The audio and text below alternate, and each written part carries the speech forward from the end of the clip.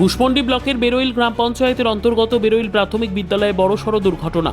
সোমবার চতুর্থ শ্রেণীর পড়াশোনার সময় হঠাৎ ছাদের একাংশ ভেঙে পড়ে আহত হয় এক ছাত্র। আহত ছাত্রের নাম হিরণ সরকার, বয়স 10।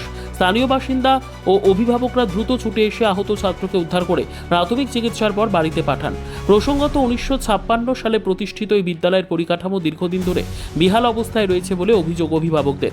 বিদ্যালয়ের ছাদ ফাটল ধরা ও নড়বড়ে অবস্থায় বহুদিন ধরে রয়েছে। বর্ষাকালে ছাদের জল চুইয়ে পড়ে পঠন পাঠনের পরিবেশ ব্যাহত হয়। পানীয় জলের সমস্যাও লেগে আছে বহুদিন ধরে। বিদ্যালয়ের প্রধান শিক্ষক সুদর্শন সরকার এবং অভিভাবকরা ঠিক কী বলছেন শুনবো।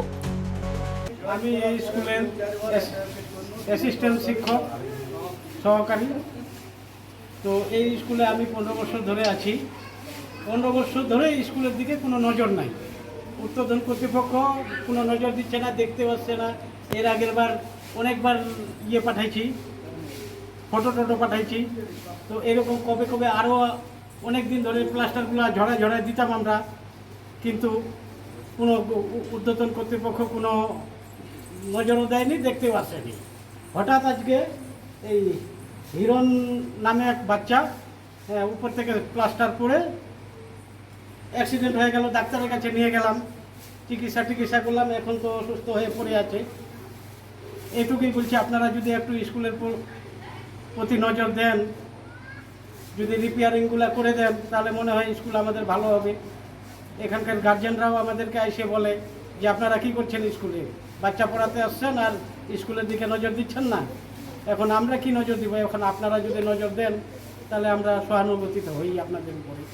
আমরা তো চাইছি যে ঘরগুলো ঠিক হোক। ছাদগুলো এরকম ভেঙে গেলে তো অনেক ছেলেপেলের ক্ষতি হচ্ছে বলে এর আগেও হয়েছিল, আরও হতে পারে। এরকম হলে হবে না। কেরম করে পাঠাবো? হ্যাঁ, তো আপনাদের এখন দাবি কি?